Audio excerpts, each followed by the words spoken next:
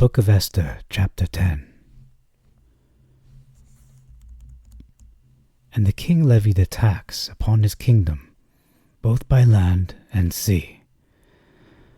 And as for his strength and valor, and the wealth and glory of his kingdom, behold, they are written in the book of the Persians and Medes, for a memorial.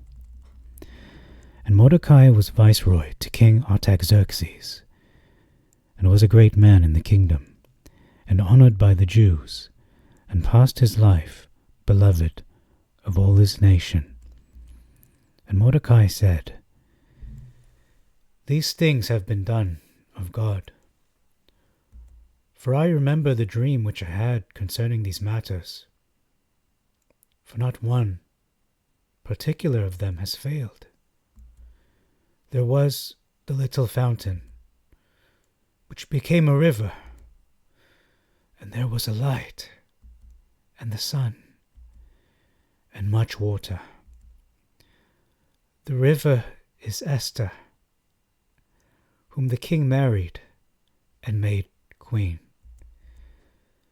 And the two serpents are I and Haman. And the nations are those nations that combined to destroy the name of the Jews. But as for my nation, this is Israel, even they that cried to God and were delivered. For the Lord delivered his people, and the Lord rescued us out of all these calamities. And God wrought such signs and great wonders as have not been done among the nations. Therefore did he ordain 2 lots, one for the people of God, and one for all the other nations. And these 2 lots came for an appointed season, and for a day of judgment before God, and for all the nations. And God remembered his people, and vindicated his inheritance. And they shall observe these days, in the month Adar, on the 14th and on the 15th day of the month, with an assembly, and joy and gladness before God, throughout the generations, forever, among his people, Israel. In the 4th year of the reign of Ptolemy and Cleopatra, Dositheus, who said that he was a priest and a Levite, and Ptolemy his son, brought in the published letter of Purim, which they said existed, and which Lysimachus, the son of Ptolemy, who was in Jerusalem, had interpreted. Shalom Aleichem, Assalamu Alaikum, and Shabbat Shalom. Welcome to Esther chapter 10, the final chapter of the book of Esther. There are only 3 verses. In verse 2, we have a significant difference. It reads, and glory of his kingdom, versus declaration of the greatness of Mordecai. In verse 3, we have a huge difference, which is an omission of the following. It says, and Mordecai was viceroy to King Artaxerxes, and so on. There's a large omission. It's pretty much the full verse here, most of it anyway. So,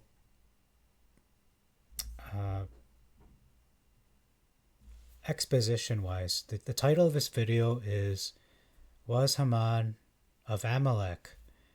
According to the Septuagint, Haman was a Macedonian. Perhaps spiritually or physically he's an Amalekite? That's a good question that needs to be answered. So let's answer that right now. Again, Haman is not called, not even once, not even a single time is he called an Amalekite or an Agagite in the Septuagint. My opinion, my personal opinion, and I could be wrong, is that much like the organization called Hamas, kind of similar to Haman, in the nomenclature area. They may or may not be direct descendants of Amalek by blood. That's speculation. And I believe as well, Haman may or may not be a direct descendant of Amalek by blood. Nonetheless, it's not your bloodline that is the most important. It is, do you live the life, do you do the works of Amalek? Haman did this. This can even apply by extension to Cain, the son of Adam and Eve, and those who do the works of the devil. They are called children of Satan. You don't have to physically be born of the devil, you just do his works. Okay, so I'm going to wrap it up there. I want to also mention that one of the big areas to debunk in this book of Esther is that there are no mentions of God. God is never mentioned in the book of Esther. That is false. That's wrong. It's a lie. It is, God is mentioned, Elohim is mentioned in the Septuagint, directly using Elohim, Hashem, or Yah, and other forms like king, about 43 times, using the pronouns such as he and thy and thine. In total, it's 88 cumulative mentions of Elohim, directly or indirectly, throughout the book of Esther, 10 chapters of Esther. Okay, let's continue down this rabbit hole of, or the topic of Haman's ethnicity. According to SegulaMag.com, it says here, Haman's ethnic identity varies in different accounts in the Bible, or I should say the Masoretic. He's the Agagite, a descendant of the Amalekite king Agag, whom the first Israelite monarch, Saul, failed to eliminate as commanded.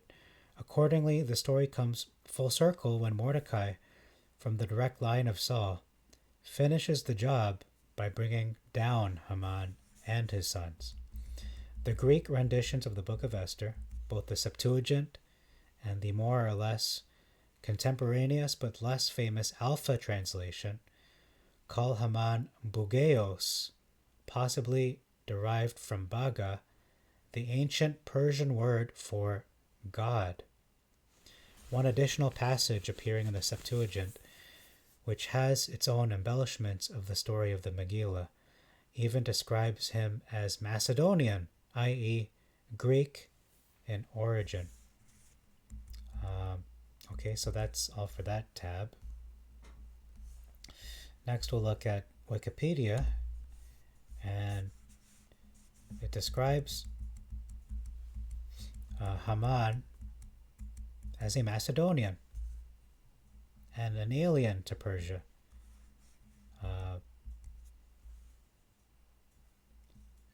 Describing his plot to transfer the sovereignty, the rulership of Persia, over to the Macedonians, while the Jews are called loyal Persians by the king. He is described as an Agagite only in the Masoretic, not in the Septuagint. I fact-checked this. Agagite, also in the Masoretic, a Bugean in the Septuagint. These labels serve to further mark Haman as a foreigner and enemy. Okay, and the thought about, or the idea that he's an Amalekite, that is never mentioned in the Septuagint. So let's get to the topic of Agagite, just to be a little more informed about this. So Agagite, again, it is used to denote Haman as a descendant of Agag, the enemy of Israel, and king of the Amalekites. Haman is opposed to Mordecai, the descendant of Kish. That's in the Masoretic.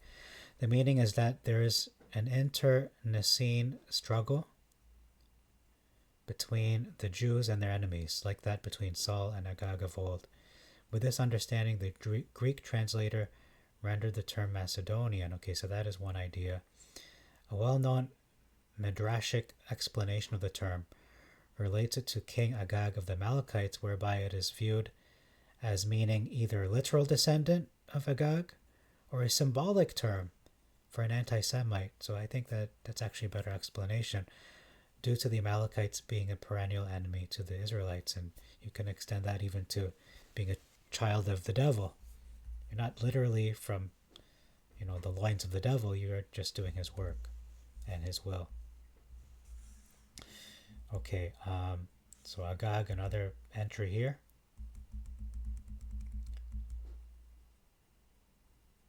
It may represent a nickname.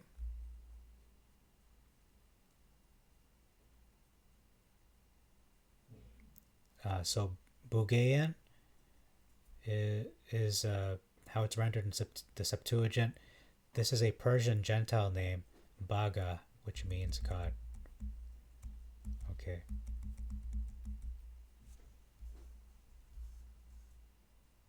Okay, so that's all for that tab. I want to show you two pictures, and I know it's you can read what it says there, but let's look at these two individuals. So one, just look at the face, not what he's wearing. This is Exhibit A and Exhibit B. See if there is a resemblance, because again, the Septuagint identifies Haman as a Macedonian. So this is a Macedonian ethnically, and the next one is a Persian. Do you see much of a difference? There is quite a resemblance, I would say,